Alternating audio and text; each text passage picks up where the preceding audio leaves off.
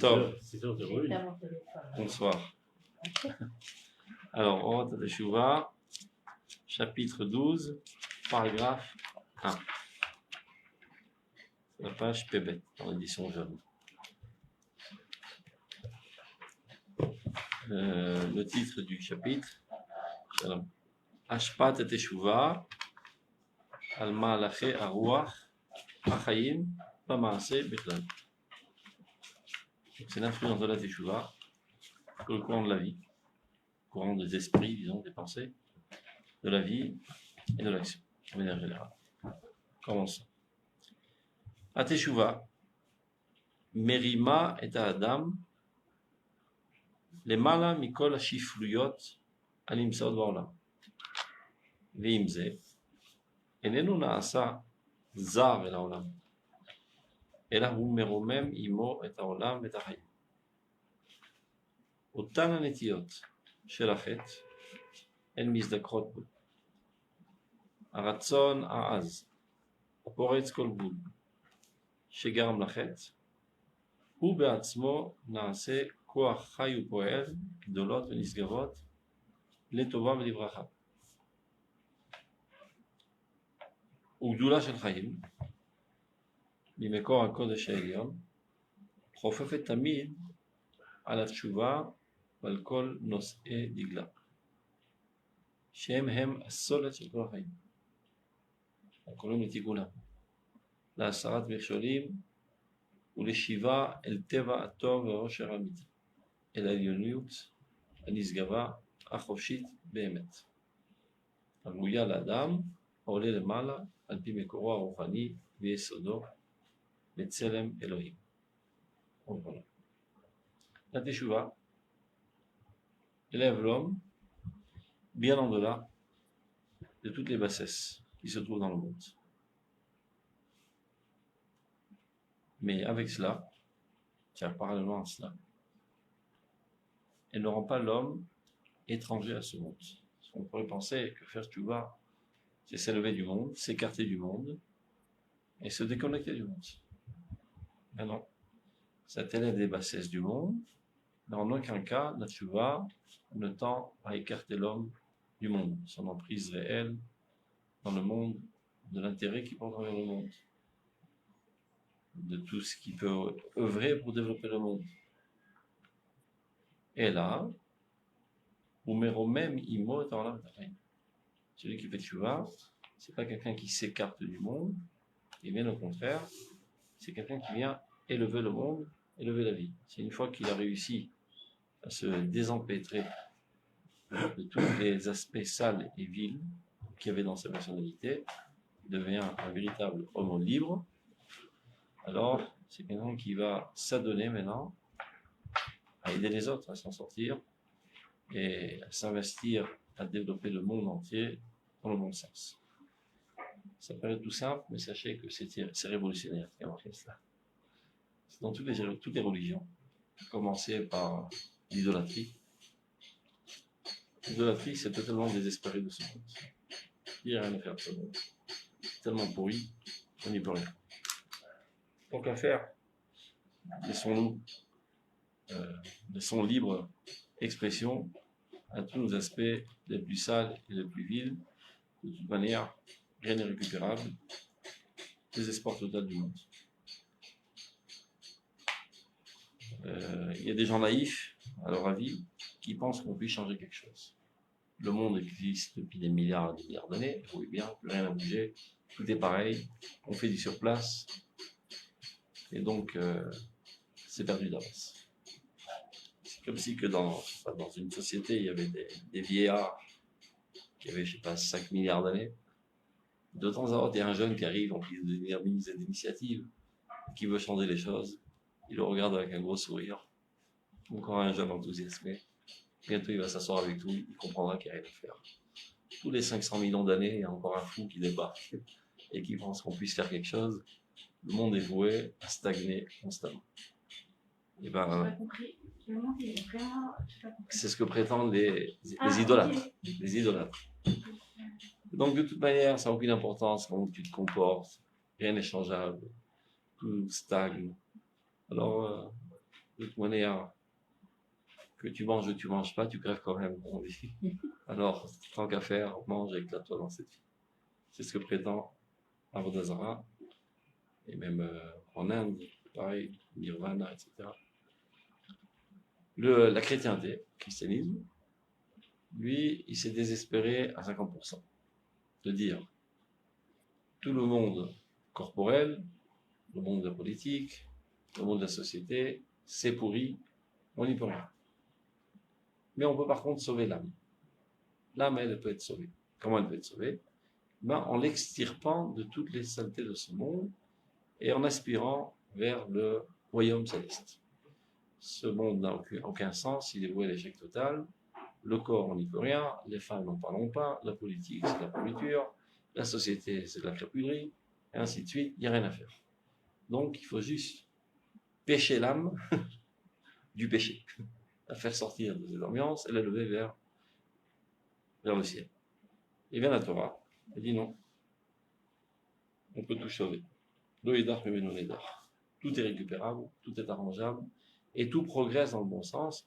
Et d'ailleurs, le monde n'est pas si vieux, il n'a pas des milliards et des milliards d'années. Il a 5779 ans, et vous voyez combien on a avancé depuis lors. La société est bien mieux ce qu'elle était à l'époque, la technologie progresse, tout va dans le bon sens. Tout est optimiste, tout est dynamique, tout progresse, donc au contraire, retroussons les manches et continuons d'œuvrer pour améliorer ce monde. Donc quand on parle de Teshuvah, c'est ça sur quoi le rapide de l'accent, quand on parle de Teshuvah, il faudrait qu'on va s'éloigner de toutes les saletés du monde. Mais ça ne veut pas dire se déconnecter du monde, au contraire, on est profondément ancré dans ce monde, on porte un intérêt très fort envers ce monde, et on est censé s'investir. Dieu nous demande de nous investir dans ce monde pour le développer. Comme il dit, Shabara Elohim Na'asot. Dieu a créé le monde pour qu'on le parfasse. Maintenant, ça c'est un. C'est l'axiome de base du judaïsme, ce qu'il vient de dire. Otan anetiot shelachet. En misnechot. Mais en plus encore, les tendances elles-mêmes qui sont en toi, qui sont dans ta nature, qui t'ont amené à pécher, eh bien, il ne faut pas y renoncer. Car les tendances, à leur origine, elles sont pures. Accident de parcours, elles ont mal tourné. Il n'y a aucune tendance qu'il y a dans l'homme qui, dans son essence même, est négative. Toutes les tendances sont positives, sont divines. Donc, il en ressort de cela. Otan anetiot shelachet, les mêmes tendances qui ont amené au péché, en misdakrot, doivent être purifiées et réajustées, se remettre sur les rails. Il explique. C'est ce que dit la Gemara. Les péchés se transforment en mérite. Comment c'est-il possible? La vitalité qui t'a amené à pécher, cette même vitalité, maintenant, tu t'en serviras pour rajouter du bien dans le monde. Donc, l'âme des péchés se transforme en mérite. Il explique. Aratzon ha'az, הפורץ כל גבול שגרם לחטא. הוא בעצמו נעשה כוח חי ופועל, גדולות ונשגבות לטובת לברכה. La volonté elle-même, si forte, si puissante, qui a fait brèche dans toutes les murailles, qui t'a permis d'aller contre nature, contre les normes, contre la morale, contre la volonté de Dieu, il fallait mobiliser pas mal de force pour faire tomber toutes ces entraves et réussir à pécher. C'est contre nature. C'est contre la société, parfois, quand il s'agit de péchés qui sont encore dans les normes de la société. C'est contre la loi. Un hors-la-loi, par exemple, qui arrive à ne pas se faire pincer par toutes les polices du monde et réussir tout le temps à dévaliser des banques. Normalement, il doit avoir la trouille de se faire passer par la police. Non, il n'a pas froid aux yeux. C'est quelqu'un de très courageux. Donc ce courage-là, qui t'a permis de pécher, ou beatzmo, lui-même se transforme comme une force vive et active pour faire avancer des choses grandioses et sublimes pour le bien dans ce monde.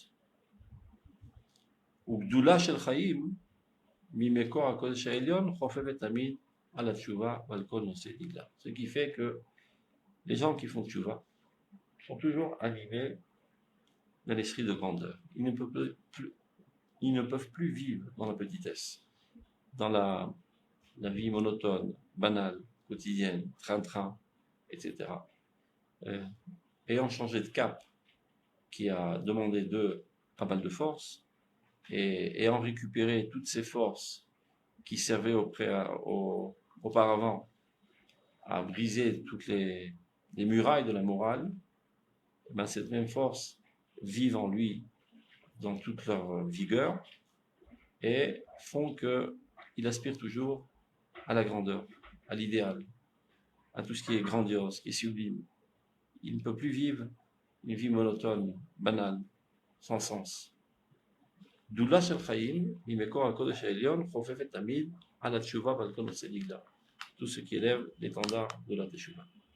שהם הסולת של כל החיים. Ces gens-là sont, je ne sais pas comment dire en français, parce qu'en hébreu ça se dit la semoule. Pour dire la chose la plus raffinée. La fleur de semoule, c'est comme ça en français, non? Non, pas le couscous. De l'or épuré, si on veut traduire. C'est la quintessence. Non, mais c'est plus qu'un. C'est le groupe le plus élitique. La fine fleur. Voilà, la fine fleur de l'humanité. Voilà, c'est le mot que vous cherchez. Donc ces gens-là, qui sont empris d'un vent de teshuva, sont la fine fleur de tous les vivants. On dit Balei Tshuva, pas des Chosot Tshuva. Balei Tshuva. Ceux qui sont mariés avec Tshuva, ceux qui vivent la Tshuva. Qui chevauchent ce vent de Tshuva constamment. Akorim et Tikkunam, ce sont des gens qui appellent constamment à l'amélioration, à la réparation de ce monde. La Sarat Vicholim, d'écarter toutes les entraves, ou les Shiva al Tevato, et de ramener tout le monde à la nature du bien, vers Osher Amiti et au bonheur véritable. Parce qu'il y a pas mal de gens, quelques milliards dans ce monde, qui vivent dans un pseudo-bonheur, n'ayant aucun bonheur. Donc ils passent toute la journée à s'anesthésier pour ne pas ressentir la souffrance atroce au plus profond de leur être. Donc ils font en sorte de s'exciter sensuellement constamment pour ne pas ressentir le malheur profond qu'ils ont au plus profond de leur être. Et ils se disent être dans le bonheur alors qu'ils sont dans le malheur total. Ces gens-là sont tout le temps en train de s'écrier, d'appeler tout le monde, revenez à la vie, revenez au bonheur. Et la Elionout, à la grandeur, Anis Gava, Chofshit Vehemet, la plus sublime, la plus haute, la plus libre. Ils aiment bien se faire appeler, à l'époque du Rav Kook, les gens laïcs se faisaient appeler Chofshim. Oui. Ce qui veut dire, hein? Frère. Non, Chofshim. Oui. Ah, frère, c'est ce qu'on dit? Frère, aujourd'hui, c'est un autre sens. Aujourd'hui, frère, c'est-à-dire un pigeon. Oui. En slang. Oui. Un pigeon. Chofshim. Nous sommes des hommes libres. Vous êtes étranglés, étouffés par toutes sortes de lois, d'Alachot, nous sommes libres. On fait ce qu'on veut. Alors, la question qu'on pose, est-ce que vous êtes capable de faire autrement que ce que vous voulez? Non. Incapable. Les addictions, et on a les poings liés, on ne peut plus se sortir. Donc tu n'es pas un homme libre. Tu es esclave de toutes tes pulsions corporelles, et c'est pas toi en fait qui décide de ta vie, mais c'est le boulet de canon qui est attaché à ton pied, qui te fixe la vitesse de croisière, quoi faire, quoi ne pas faire, en fonction de ses fatigues, de ses envies, etc.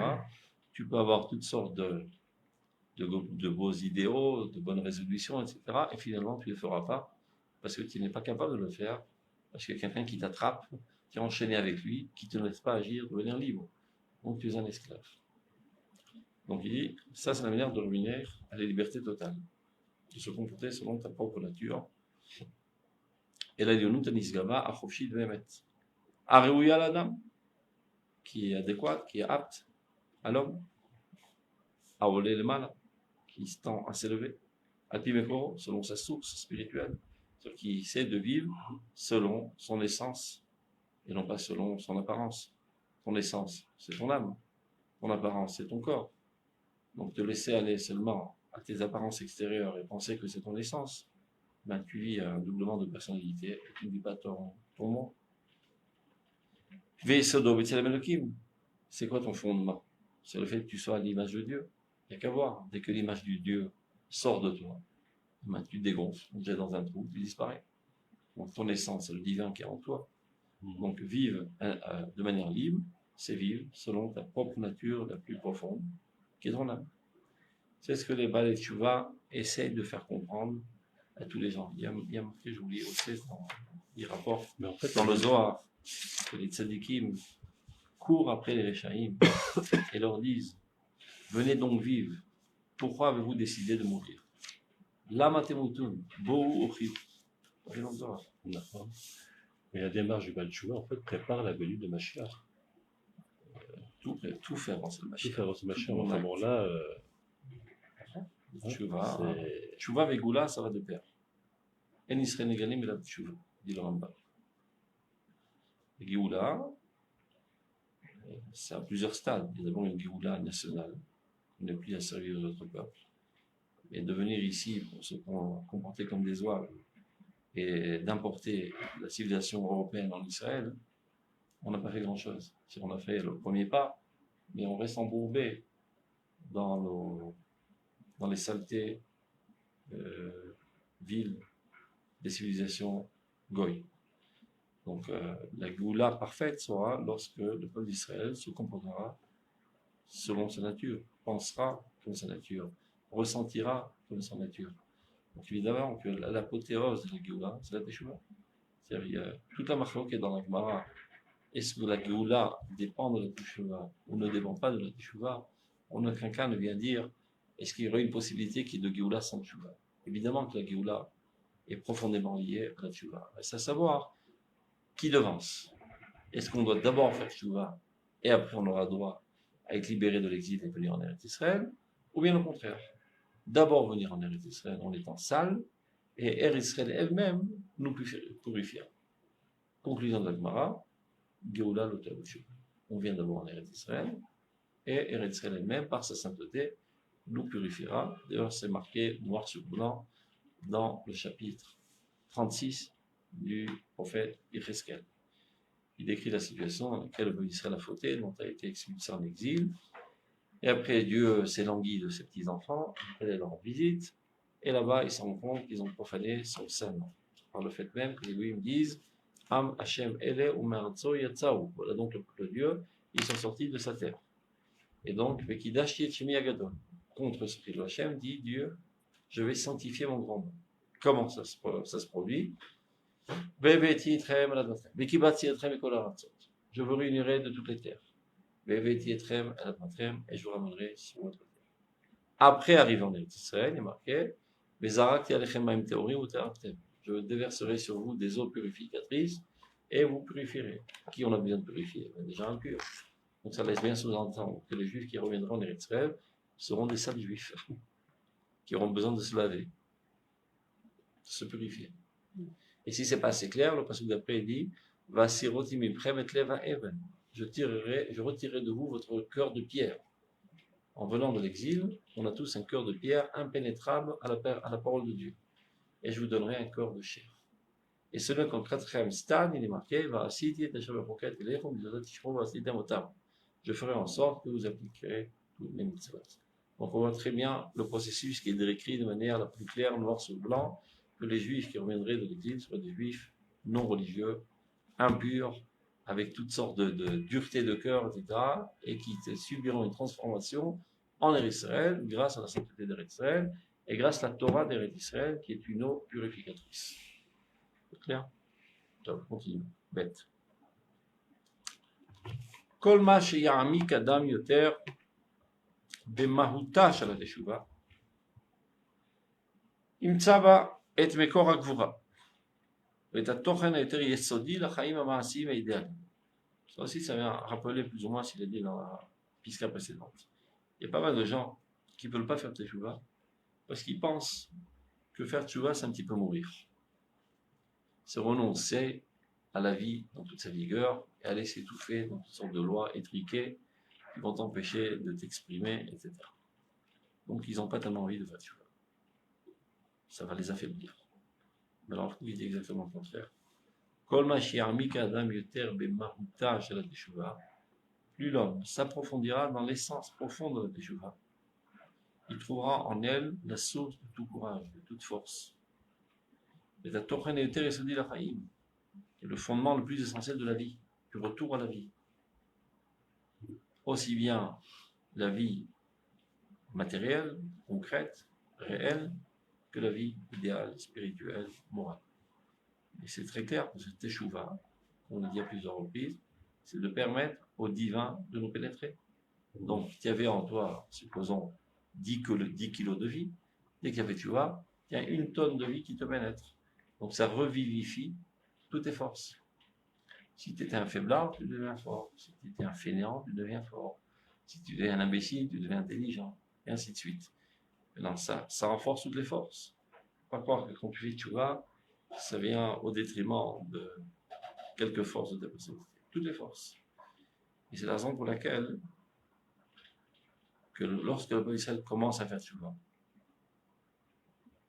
et le premier maillon de la teshuva tel qu'il est décrit dans Parashat Nitzavim, c'est le retour à Eretz Israël. Comme il marquait, Veshavta ad Hashem Elkecha, tu reviendras vers l'Éternel ton Dieu. Ça c'est le titre du paragraphe. Et comment ça commence?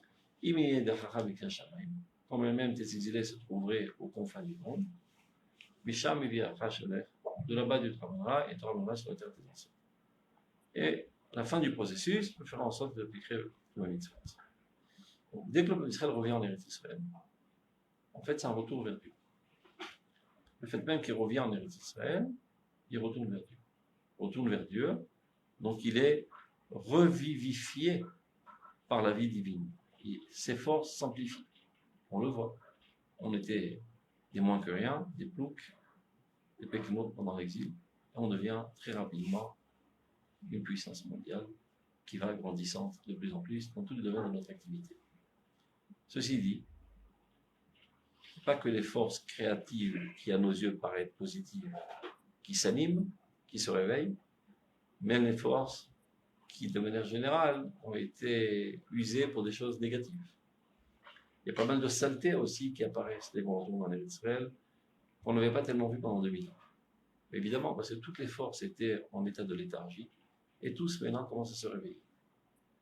Alors même au niveau de la sexualité, au niveau du meurtre, etc., ce sont des forces qui étaient endormies et maintenant qui s'amplifient. Il ne faut pas pleurer du fait qu'il y a plus de force dans ce domaine, il faut seulement les corriger et les canaliser vers des buts louables. Mais surtout pas dire à quoi ça valait le coup tout ça. Il valait mieux quand on était en exil, on était brisé, mais moi on ne fautait pas. Mais là on retrouve toutes nos forces, on faute. Bon, en le retournant en exil, retournant à l'agonie, comme ça on ne fautera pas. Il y a des gens idiots qui pensent de cette manière. S'il est trop joyeux, il risque de fauter. Il vaut mieux qu'il reste triste. Il est triste, au moins il est déprimé, il est dans son lit, il ne fait pas grand-chose, il ne fait pas trop de dégâts, il veut mieux comme ça. De shalom. Vous qui êtes accolé à l'éternel votre Dieu, vous êtes empli de vie. Ce passouk, il vient contrecarrer en fait 4 thèses. Il y a des gens qui pensent que se rapprocher de Dieu, c'est un petit peu mourir. Et il dit, la mythe est atzmo vers la Torah. Vous allez me laisser mourir dans l'attente de la Torah. Et donc ils comprennent par là qu'il y a un idéal d'amoindrir les forces de vie et de se laisser un petit peu mourir. Et en moins de force, tu faudras moins. Mais c'est pas ce que Dieu dit. Aten bekim Hashem loechem, chayim. Ça c'est un. Il y en a d'autres qui disent, Tov, on peut peut-être envisager la tchouva, se rapprocher de Dieu, mais c'est bon seulement pour l'individu.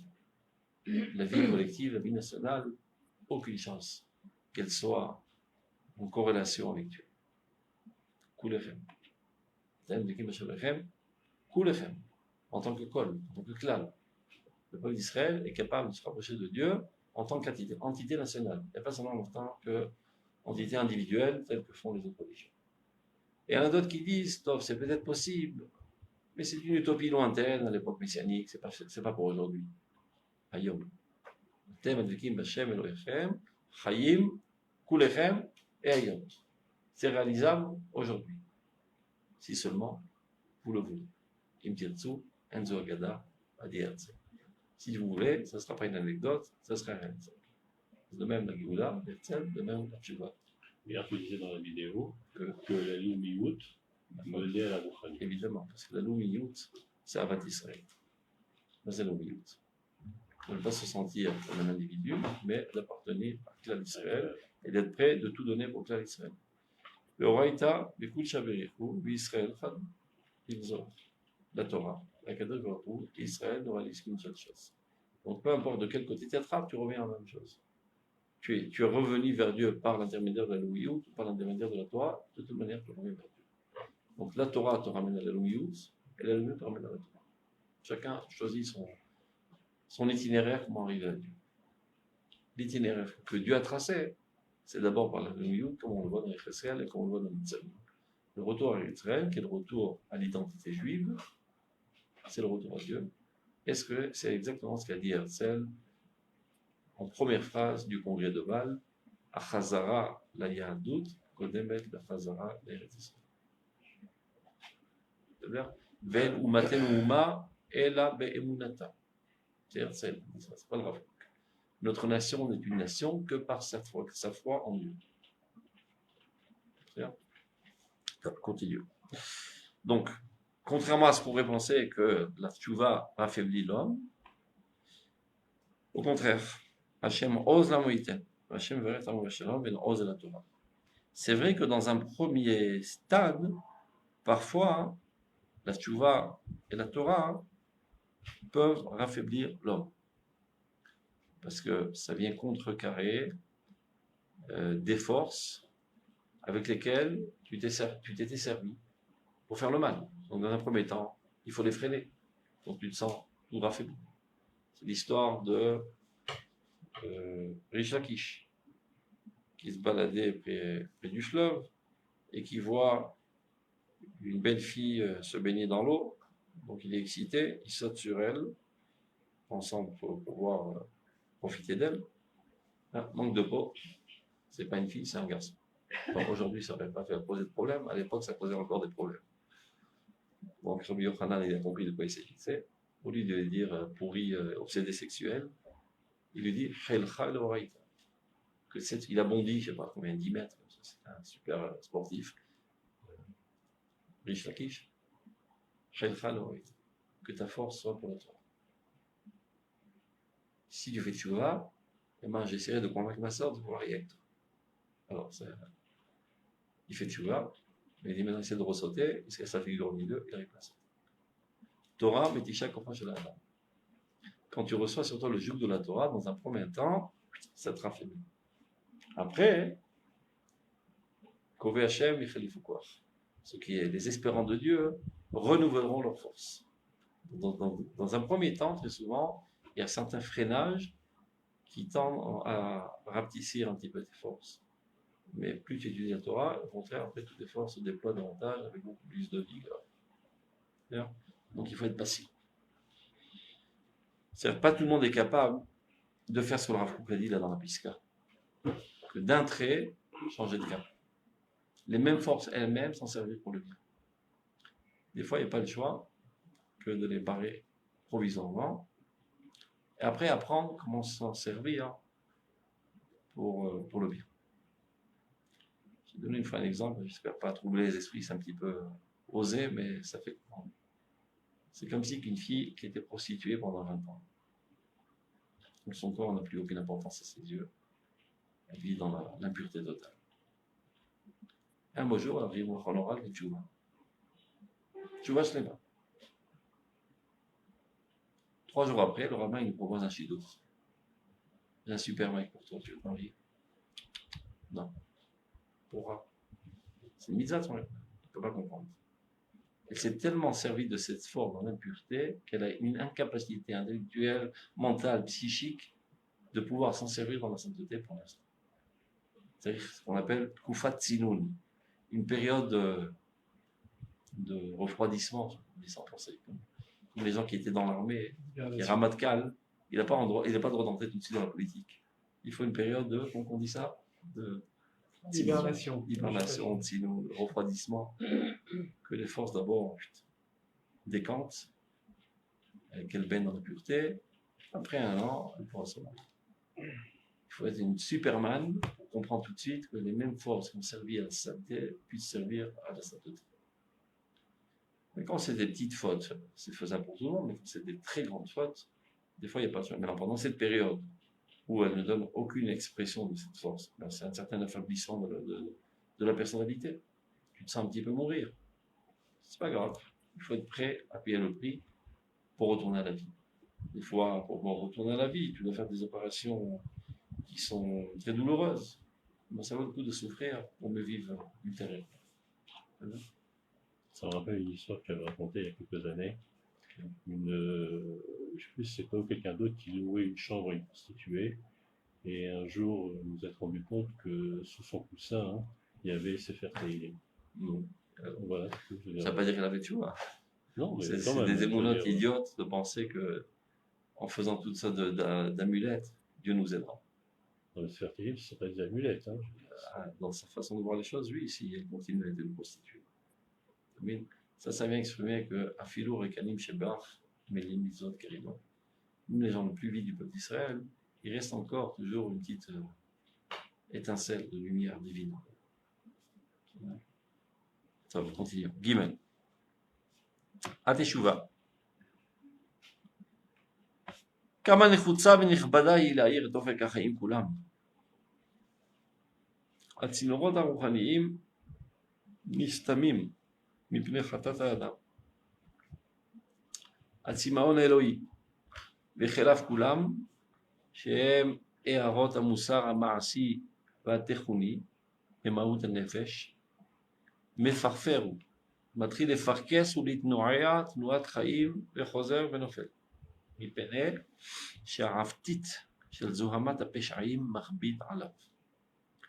ולא רק חטאת האדם היחיד, כי אם ביותר חטאת הציבור. יחידי הסגולה, המקווים לאור השם, סובלים מחטאת הציבור כולו. אהבתם אל הכלל עזיזה היא לאין חקר. עצמות הטוב שבנשמתם הורגת דווקא אל הטוב הכללי. והכלל, כשהם נמשכים אליו, הרי הוא עלול לטמא אותם במגעו, מפני החטאים הנדבקים בו. אמנם צדיקי אמת, סובלים הם ברצון את כל הסיתומים, כל האיסורים החומריים הרוחניים, ובלבד שיבואו למטרתם להשכיל ולהיטיב, להרבות טוב ואור קודש, לפלס נתיב סלול לאור השם ונעומו, שייכנס ישר בכל לב הרוח, למען יתענגו הכל על טוב השם, למען ישמח השם במעשיו. La teshuva, combien est-elle nécessaire et noble pour éclairer l'horizon de la vie entière. Sans teshuva, on ne pourrait plus vivre, il n'y aurait plus de sens à notre vie. Car nous fautons tous. Et si on pensait que la faute était irréversible, eh bien on n'aurait plus de sens, plus de volonté, plus d'envie de vivre. Sachant que tout est réparable, ça nous propulse en avant de continuer de vivre, continuer nos initiatives, sachant par avance qu'on risque de trébucher et de tomber, et ce n'est pas une raison pour ne pas œuvrer.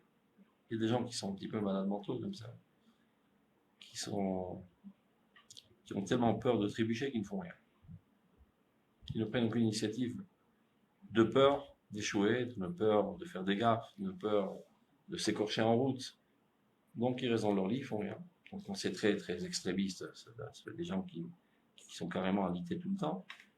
Et quand c'est moins extrémiste, c'est une peur de prendre des décisions, des initiatives, parce que je risque de faire un péché, je risque de faire une faute, faire une gaffe, que ça marche pas, que ça ne réussisse pas, etc. Donc ils entreprennent rien, ils ne décident rien. Quand on est profondément convaincu que là, tu vois, c'est sérieux, c'est pas juste des belles paroles pour consoler les gens qui se sentent bien dans leur peau. C'est effectif, ça change, ça transforme, ça purifie, et ça te ramène non seulement au même point d'origine, mais des fois même, ça t'élève à une situation bien meilleure que dans laquelle tu étais auparavant. Donc plus tu es convaincu que la tchouva, c'est sérieux, plus ceci éclaire l'horizon de ta vie, et ça te donne plus de force d'agir, d'initiative, car tu sais par avance que même si tu trébuches, c'est pas la fin du monde, ça arrive à tout le monde, on se relève, on continue de courir. Donc, combien est-il nécessaire de penser à la tchouva, de vivre la tchouva constamment, pour pouvoir avoir un horizon clair, lumineux. Non, Atzinorot Aruchanim. Il est vrai que tous les tuyaux spirituels qui nous apportent de la vie, qui nous animent, qui nous alimentent, se bouchent à cause des fautes. Chaque fois que tu fautes, ça réalise un écran entre toi et Dieu, et donc tu es moins alimenté de vie divine. Atzimon Elohi vekelav kulam shem eharot hamusar b'maasi v'atechoni b'maut hanefesh mefarfer. Non seulement ceci dresse un écran entre toi et Dieu, mais le pire c'est pas ça. Le pire c'est que ta soif de Dieu s'affaiblit. Tu as moins envie de faire le bien quand tu as fauté. Donc tu es doublement lésé suite à une faute. C'est-à-dire tout est ta soif de Dieu qui s'exprime par la morale, par les bonnes actions, par l'intelligence, par la bonté de cœur.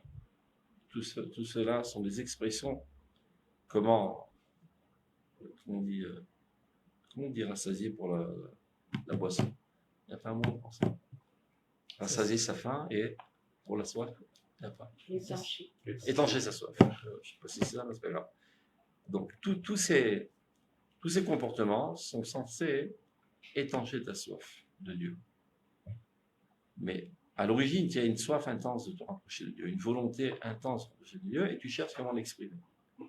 Lorsque tu as fauté, l'intensité de ta soif de Dieu se réduit. Tu as moins envie. Quelqu'un qui pêche, le lendemain matin, il n'a pas tellement envie d'aller de feeling, il n'a pas tellement envie de faire de la tzaka, il n'a pas tellement envie de faire du volontariat, il se recroqueville sur lui-même, il devient égoïste, et il va de mal en pire. Donc comment maintenant arrêter ce cercle vicieux? Atzimon Elohi vekelav. La soif de Dieu et ses outils qui sont censés t'abreuver. Shem, qui sont ces outils? Et Harot HaMussar, toutes les lumières de la morale. Aussi bien au niveau de l'action qu'au niveau de ta personnalité, c'est-à-dire la manière dont tu forges ta personnalité, c'est le midot, dans l'essence de ton âme. Mais farfero, cette soif commence à agoniser. Matri les farkes. L'itnoya, notre haïm, bechosav en fait. Tu essaies de te relever et tu rechutes. C'est comme quelqu'un qui a, au bout du rouleau de la vie, qui s'efforce de se relever, il retombe, il se relever, il retombe, il est agonisant. Lorsque tu pêches, tu es dans cette situation. C'est comme si il y avait un ballon d'oxygène, on t'a coupé tous les tuyaux et qu'il n'y a plus d'oxygène et tu commences à devenir tout bleu, tu essaies de respirer, il n'y a pas d'air, etc. Mi pene, et pourquoi c'est comme ça? Chez Ha'aftit, chez le Zouamat Abshaim, Marbit Alav. C'est la boue, Ha'aftit. La boue de l'impureté des fautes fait un poids sur toi et te fait sombrer dans l'abîme des ténèbres de la tour. Et tu essaies de tous tes forces d'essayer de sortir de ces sables mouvants en gigotant dans tous les sens et tu t'enfonces davantage. Mais non, ce que vient rajouter le Rav, et ça fait peur. L'ora kratata adam ayachid, non pas seulement la faute de l'individu lui-même, qui ont des répercussions si graves sur lui-même.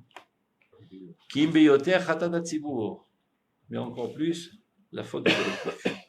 Moi, j'ai rien fait de mal, moi. Je suis un grand sadique. Et ces salauds, là, ils font des défilés de Torah et vote, et moi, je sombre à cause d'eux. Mais qu'ils aillent au diable. Ils peuvent aller au diable, tu iras avec eux. Parce que tu n'as pas une entité individuelle. Tu fais partie du peuple d'Israël. Donc, quand la collectivité d'Israël faute, on tombe tous avec. Bien que moi je suis contre et j'arrête pas d'hurler contre ça, etc. Lorsque le gouvernement d'Israël fait un péché impardonnable de donner Gush Katif aux Arabes, cela fait que tous les tzadikim de la génération chutent dans leur spiritualité, dans leur capacité d'élever la Torah, dans leur bonté de cœur, tout dégringole.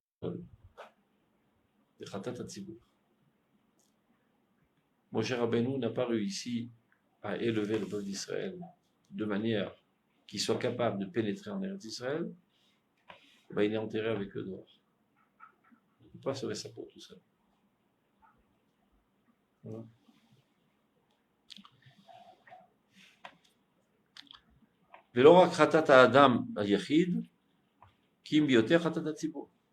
La faute du collectif. Donc il y en a qui pourraient dire, bon, si c'est comme ça, je ne veux pas me rapprocher de ce collectif parce que c'est si fraude typique. Je prends l'écart au maximum. Il rêve que l'influence, elle est par la proximité. Il ne comprend pas qu'en fait l'influence, elle est sous-jacente, elle est souterraine. Par des veines du sang qui font couler le sang dans l'organisme collectif. Donc je pourrais dire, pour qu'il y ait moins de dégâts sur ma personnalité, je m'écarte du peuple. Je ne veux pas les voir. Je ne veux pas entendre parler d'eux.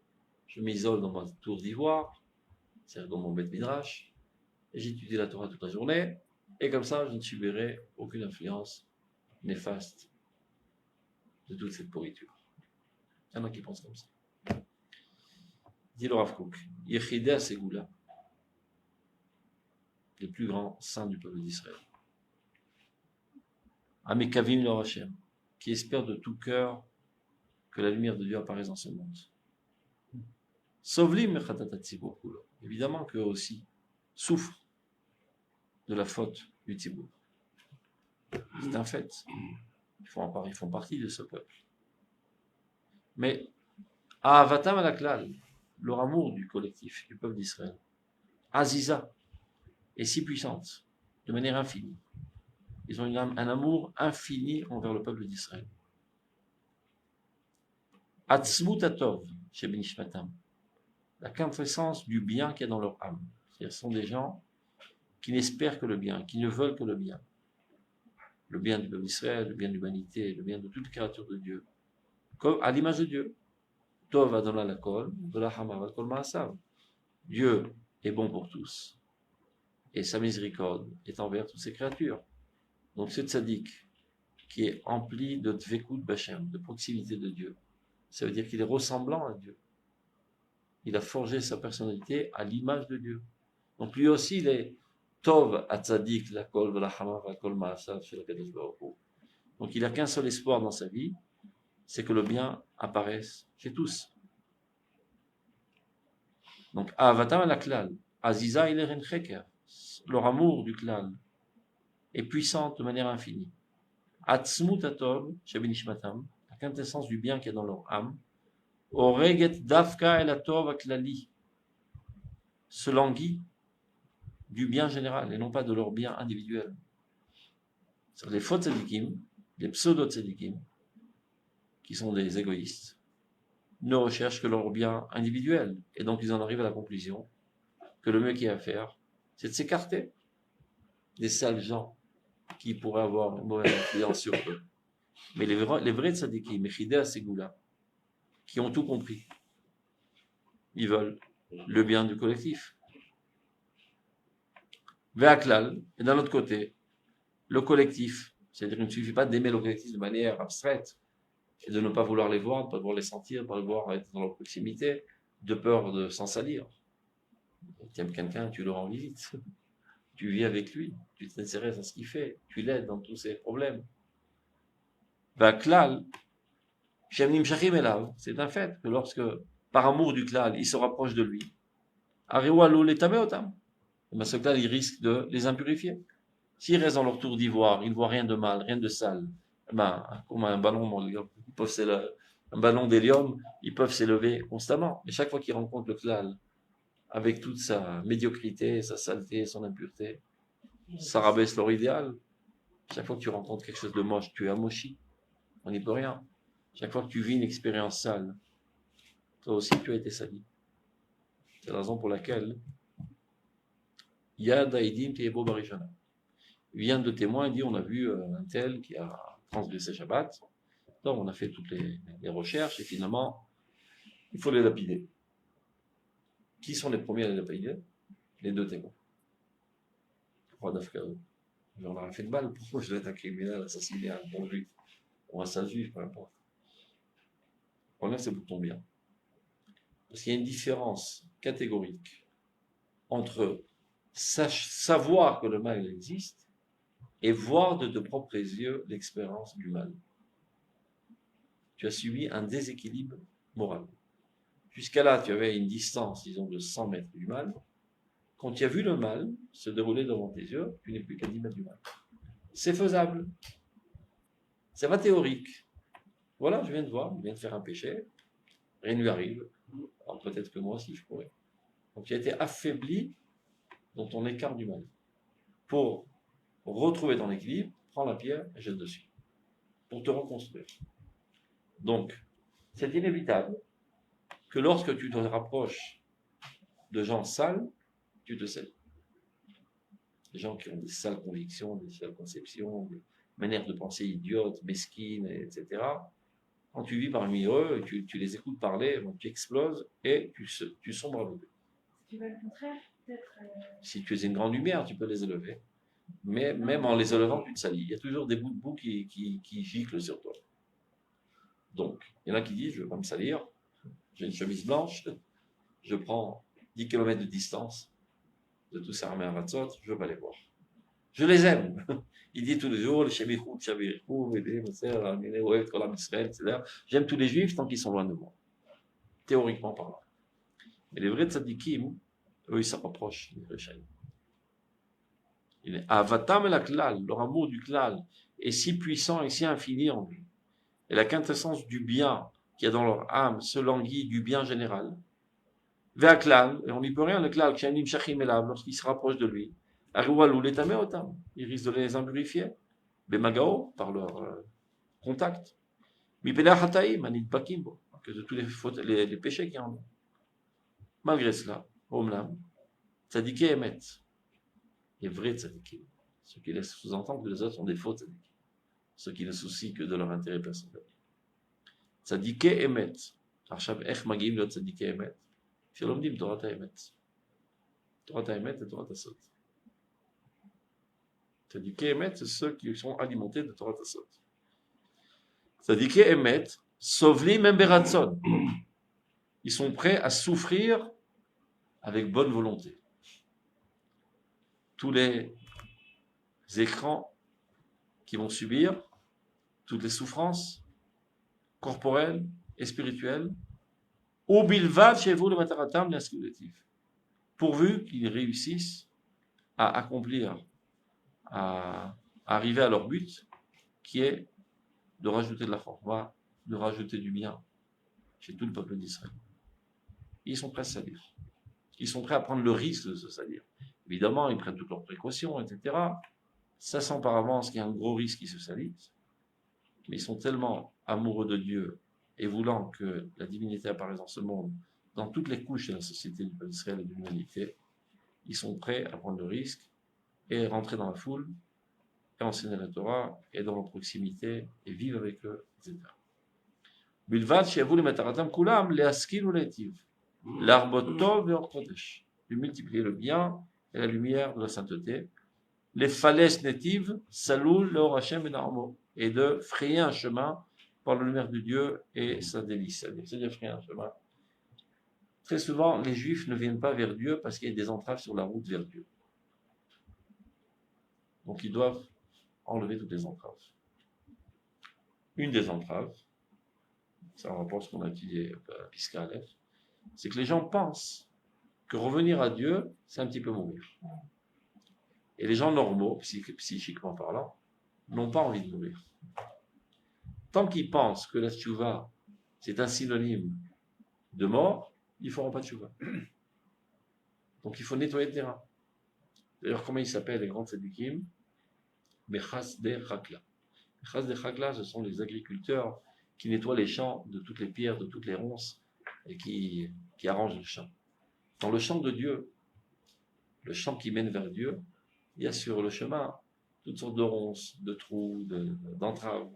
Ce qui fait que les Juifs ne peuvent pas retourner vers Dieu.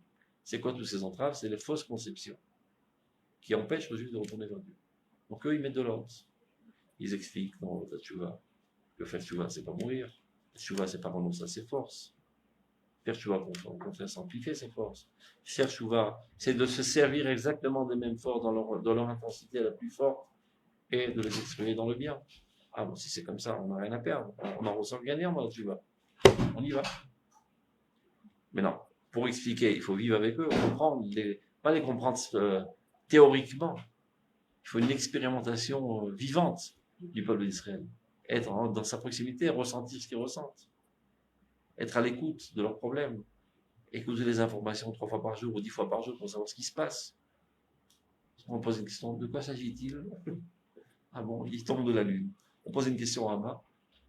Ah, ils ont édifié l'État d'Israël? Je n'étais pas au courant. Et ils sont montés sur la lune? Incroyable. On lui pose des questions à la concernant l'actualité, il a peut-être ses pompes. Non seulement il doit être mis à jour constamment, il doit être prêt déjà à donner des réponses toraniotes sur tous les problèmes de la collectivité politique, etc. Et être prêt, pas être pris au dépôt. Tu vas dire, mais c'est la perte de temps, laisse-moi étudier ma Torah, de m'occuper de toutes ces idioties. Si tu veux éclairer le peuple d'Israël, il faut être à son écoute, savoir ce qui se passe, quels sont ses problèmes, et amener la parole de Dieu, les diriger vers Dieu dans les chemins dans lesquels ils se trouvent. Ça prend du temps. On risque de perdre notre spiritualité, on risque de se salir, de s'abaisser à des choses futiles. J'en veux pas. Eh bien, tu es un faux tzaddik. Et Dieu ne veut pas de toi non plus. Donc, les falaises natives, leur rôle est de frayer un chemin pour Israël dans toutes ces brousses qui empêchent d'approcher Dieu, en proposant des conceptions véritables de la Teshuvah. Les falaises natives, Salou Leor Hashem.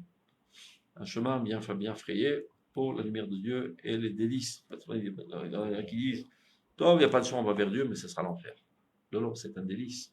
Pour expliquer en quoi la vie en écoute Bachem, c'est la meilleure formule pour vivre dans un délice. Et pas, on n'a pas le choix, on doit vivre ici dans l'enfer pour finalement arriver au paradis. Il y en a qui pensent comme ça. C'est vrai que ce monde c'est en enfer, tout est péché, tout est interdit, on ne peut rien faire, mais ça vaut le coup. Au monde céleste, on aura droit à 70 bétoulotes, comme on dit bétoulotes. Vierges. Des vierges, c'est ce que disent les Arabes, par exemple. Comme si que dans ce monde-ci c'était des purs, mais ils se la font, ils se la jouent pour nous. Tov. Les falaises natives, Salou le Hashem et Narmo, Sheikanes Yachar Bacholev Aruach. Il faut être capable de proposer des conceptions, des manières de se rapprocher de Dieu qui puissent pénétrer tous les esprits et tous les cœurs. Ça veut dire, de parler trop haut, ça ne prend pas, parler trop bas, ça ne les prend pas. De parler de manière qui n'anime pas leurs émotions, ça ne les prend pas. Donc il faut savoir qu'est-ce qui les émeut. Et pour savoir si vous avez faut vivre avec eux, faites partie du peuple d'Israël. Alacha qui est mon Beth Hillel. Lama. Pidato me aurait été ma brillante. Il se peut que Beth Shammai était plus grand que Beth Hillel. L'Alacha est comme Beth Hillel. Parce qu'il vivait avec le peuple. C'est clair, pas du tout. Je ne crois pas que ce que disait mademoiselle, c'est peut-être pas faux non plus. Je veux dire, quelqu'un qui vit dans la plus grande Touma, ça peut au contraire ça peut le stimuler à s'élever, non? De qui parle? J'ai pas compris. Qui vit dans le grand Touma? Non, il y a mademoiselle qui posait la question. J'ai pas compris. Répète. Peut-être que si on est dans un environnement où il n'y a que des gens qui font des trucs sales, alors nous on a envie d'être au contraire. Ça, il y a certains personnages qui sont conçus de la sorte. On les appelle Kippat Ayarden. C'est quoi Kippat Ayarden? Il y a dans les 11 samamanim de, comment on appelle ça, qu'on a apporté dans Beth Amikdash, les encens. Il y a toutes sortes d'encens qui ont des odeurs extraordinaires. Une d'entre elles, c'est Kippat HaYarden. Elle n'a aucune odeur. Bah, à quoi elle sert alors? Pour en laver. C'est vrai qu'elle n'a aucune odeur, mais quand elle se trouve en proximité de Chelbena, chez Rechara, il y a une des encens qui s'appelle Chelbena, qui a une odeur puante. Alors, on la met dans les encens. Mais il y a un effet chimique très surprenant. Quand le Kippat HaYarden, qui n'a aucune odeur, se trouve en proximité de Chelbenara, alors, il met Fikar et Achadir. Elle fait sortir une odeur extraordinaire. Il y a des gens qui sont conçus de la sorte. Lorsqu'ils vivent dans un environnement pur et stimulant à faire le bien, etc., ils sont totalement éteints. Par contre, quand ils vivent dans un environnement totalement contraire au bien, sale et impur, c'est là qu'ils se réveillent de leur léthargie. Tu vas avoir des gosses, ils vivent dans des familles religieuses, ils sont totalement éteints, ils font jamais la tefila, ils dorment, ils font rien. Il va à l'armée, il est dans une unité, c'est tous des chilotes. Alors il commence à organiser des tefilot, des shiurei Torah, etc. Ça devient le rabbin de l'unité. C'est quelqu'un qui a un esprit de contradiction. Il ne se développe que dans des forces contraires. La majorité des gens ne sont pas conçus de la sorte. Le Rambam dit, la nature de l'homme est d'être influencé. C'est la raison pour laquelle il faut choisir un bon environnement. Et si tout ton environnement est sale, eh ben écarte-toi de cet environnement, va habiter dans une autre ville. Si toutes les villes de ton pays sont sales, va dans un autre pays. Si tous les pays du monde sont pourris comme à notre époque, dit le Rambam, eh ben va vivre dans le désert, dans des grottes. Les grottes, c'est peut-être les Beth Midrash. Bon, ça, c'est dans un premier pas pour te construire.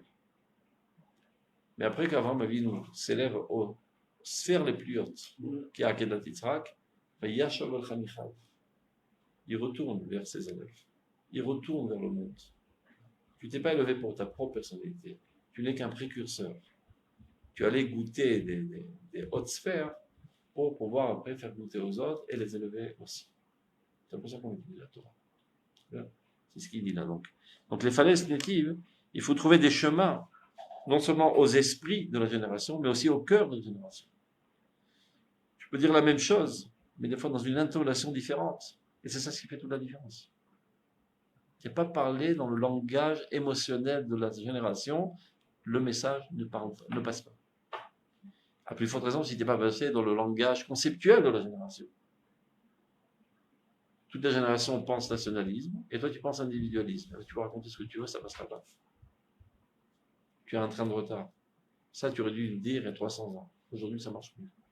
À part quelques débiles dans la société qui, par hasard, se trouvent parmi nous. Mais la quasi-totalité de la nation pense de manière collective, nationale aujourd'hui. Donc, quand tu émets la Torah dans un message individuel, tu ne peux rattraper que certains nigauds qui, par hasard, se trouvent dans notre génération. Ça, c'est au niveau conceptuel. Mais même au niveau émotionnel. C'est tout les termim de la Torah. Les termim, c'est les intonations. Tu peux dire la même phrase dans une autre musique et ça a un autre sens. C'est l'histoire d'un gosse qui s'est pris la tête avec ses parents et quitte la maison. Il quitte la maison, il se sauve du pays et il va en Amérique. Il croit que l'Amérique, c'est la ruée vers l'or, il va trouver de l'or par terre. Il arrive, c'est la galère totale, il n'a pas de quoi manger, ça devient un mendiant, il n'en peut plus, il crève la faim. Le jour, il n'en peut plus, il envoie un télégramme à son papa. Il n'a même pas l'argent de quoi payer le télégramme. Je ne sais pas si vous vous rappelez ce qu'est le télégramme. Chaque lettre, tu devais payer. Il dit Abba Kesef. Ouais, mais le papa, il ne sait pas lire l'hébreu. Il donne à son voisin Abba Kesef. Ma mince alors. Quel khatsouf? On dit khatsouf. Khatsouf, on dit khatsouf en français. Effronté. Non seulement il a quitté la maison, en plus il me demande de l'argent comme ça, de manière si effrontée, qu'il aille au diable. Il ne recevra pas d'argent. Donc il attend, il crève la faim, le pauvre gosse. Il envoie un autre télégramme. Abba Kesef. Bon, le voisin d'en face n'est pas là, et le voisin d'en bas. Abba Kesef. Ah. Mais là, il s'amadoué, on le voit. Donc l'intonation change tout. Même la Torah, ça dépend comment tu l'enseignes. Si dans un langage émotionnel adéquat, au dor, à la génération, le message passe. Et c'est ce qu'il dit là. Les tzadikim de la génération se rapprochent du peuple pour comprendre le peuple, pour vivre le peuple. Parce qu'il les intéresse, c'est de les élever à la lumière de Dieu. Donc ils doivent comprendre leur manière de penser, leur manière de ressentir les choses. Et ils sont prêts parfois à prendre le risque de se salir. Les falaises natifs salou leur Hachem Naambo, Shikanesh Yachar Becholev Ruach. Pour pénétrer directement dans tous les esprits, dans tous les cœurs. Les manit angua kol al Hachem, pour que puissent tous avoir un délice de Dieu. Et pas que lui seulement vive dans le délice de Dieu. Il veut partager ce délice avec tout le monde. Les man ismach Hachem et Maasav, et tout ça pour le fond, pour Dieu. Pour que Dieu se réjouisse de ses créatures. Ils ont une compassion, comme ça qu'on dit, avec Dieu. Dieu souffre du fait qu'il ne puisse pas apparaître dans ses créatures. C'est lui le premier à en souffrir. Et ils ressentent profondément la souffrance de Dieu, et ils viennent en aide à Dieu, à lui permettre d'apparaître dans ses créatures. C'est ça ce qui les motive à aller élever toutes les créatures. Les man, ismach, Hashem et Maasav. C'est la sorte de la chatouach de Yotzro. Kol Tov.